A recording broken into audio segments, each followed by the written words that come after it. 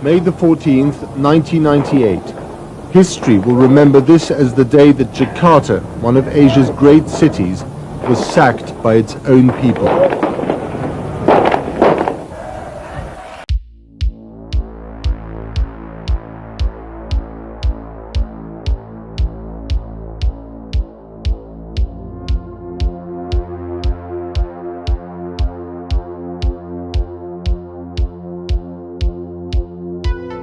Saya mengimbau kepada umat Islam dan masyarakat luas untuk membatalkan aksi Hari Reformasi di Jakarta pada pagi hari ini. 20 Mei 1998, sehari sebelum Soeharto menyatakan berhenti sebagai presiden, situasi Jakarta sangat mencekam.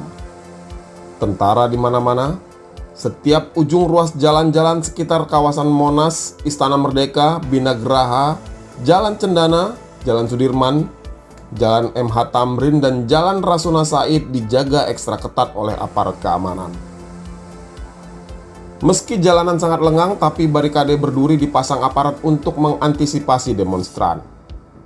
Pasukan Kopassus, Marinir, dan juga Kostrad menggelar puluhan tank dan panser, serta berbagai jenis senjata.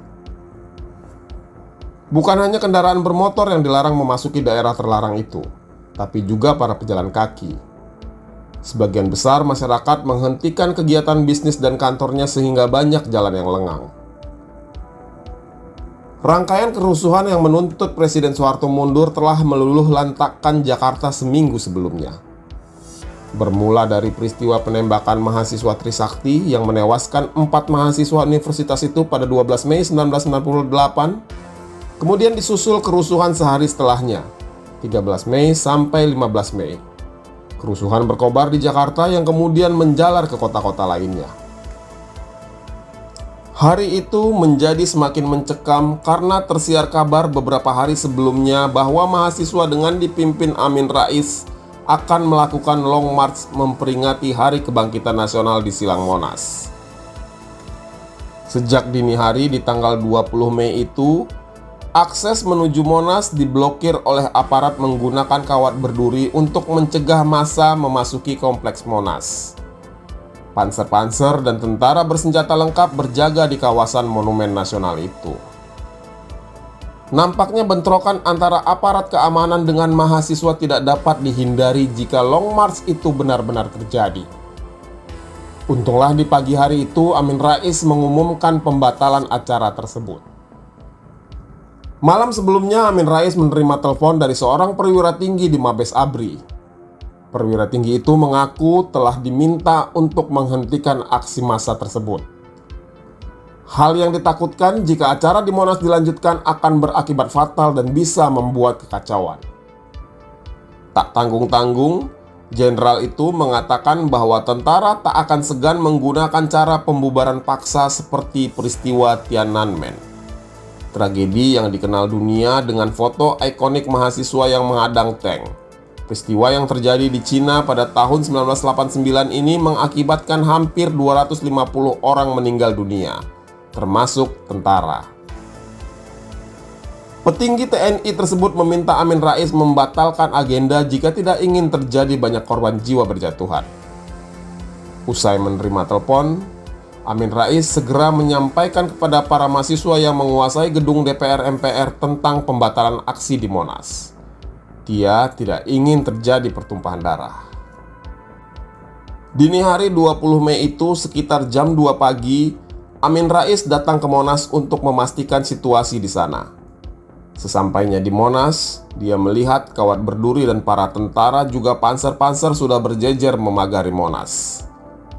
Melihat kondisi tersebut, menjelang subuh, Amin Rais dan sejumlah tokoh reformasi lainnya segera mengadakan konferensi pers.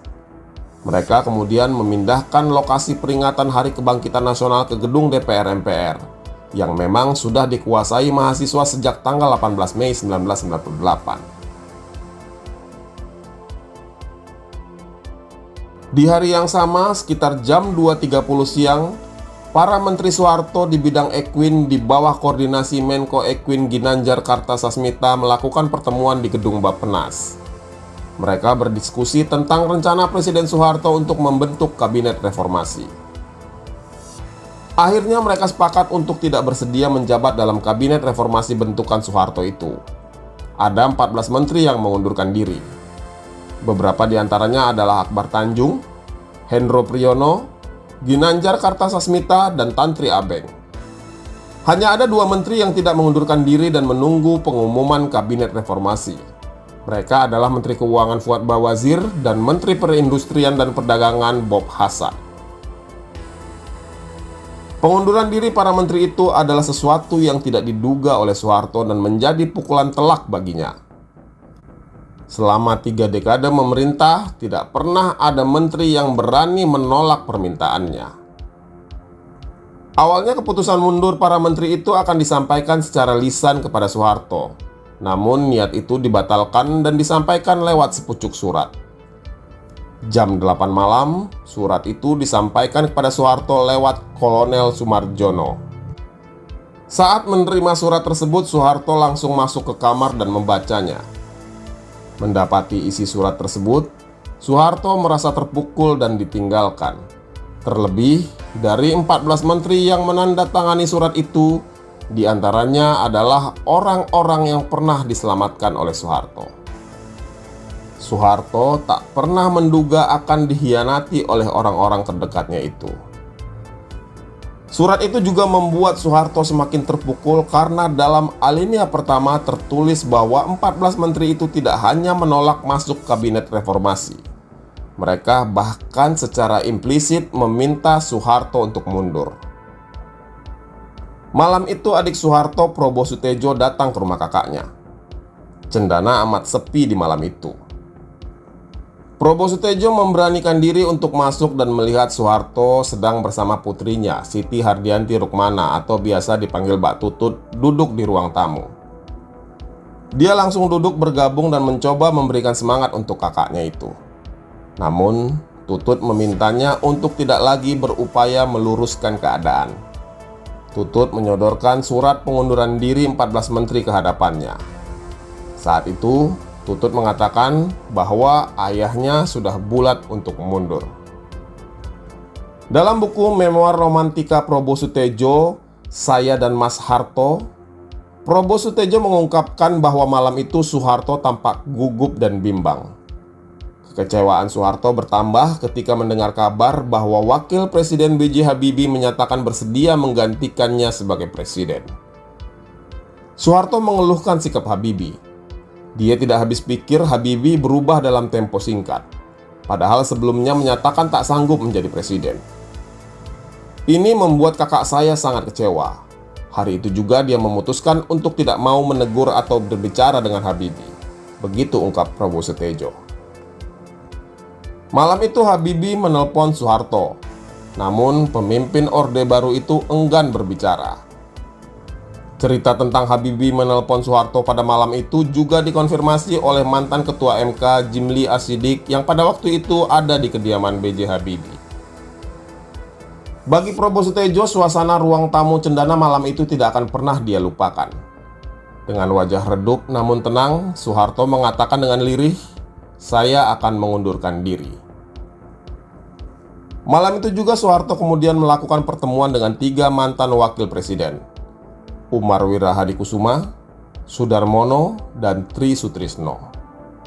Setelahnya, sekitar jam 11 malam, Soeharto memanggil juru tulisnya Yusril Iza Mahendra, Mensesnek Saadillah Mursyid, dan Panglima ABRI Wiranto. Soeharto menyampaikan bahwa dirinya sudah bertekad dan bulat hati memandatkan kekuasaan kepresidenan kepada wakilnya B.J. Habibie. Setelah Wiranto menyepakati keputusan Soeharto lantas memanggil B.J. Habibie.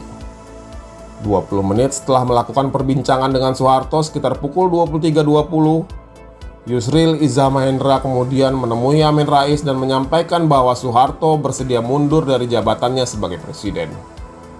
Amin Rais kemudian menjawab dengan bahasa Inggris bahwa memang sudah seharusnya Soeharto mengundurkan diri. Keesokan harinya, 21 Mei 1998, tepat jam 9 pagi, Soeharto akhirnya mengumumkan pengunduran dirinya sebagai presiden. Saya memutuskan untuk menyatakan berhenti dari jabatan saya sebagai Presiden Republik Indonesia terhitung sejak saya bacakan pernyataan ini pada hari ini, Kamis 21 Mei 1998. Spontan, para mahasiswa yang telah beberapa hari menduduki gedung MPR DPR di Senayan bersorak kegirangan. Sebagian dari mereka bahkan menceburkan diri ke dalam kolam menyambut euforia reformasi atas lengsernya rezim Orde Baru. Tahta The Smiling General yang bercokol selama 32 tahun akhirnya runtuh dan disambut gegap gempita oleh rakyat. B.J. Habibie yang menggantikan Soeharto kemudian melakukan sejumlah perombakan di bidang militer.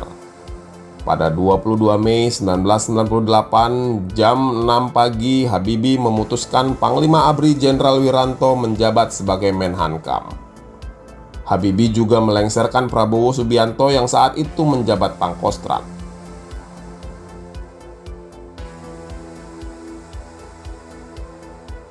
Setelah lengser sebagai presiden, Soeharto lebih sering mengurung diri di cendana.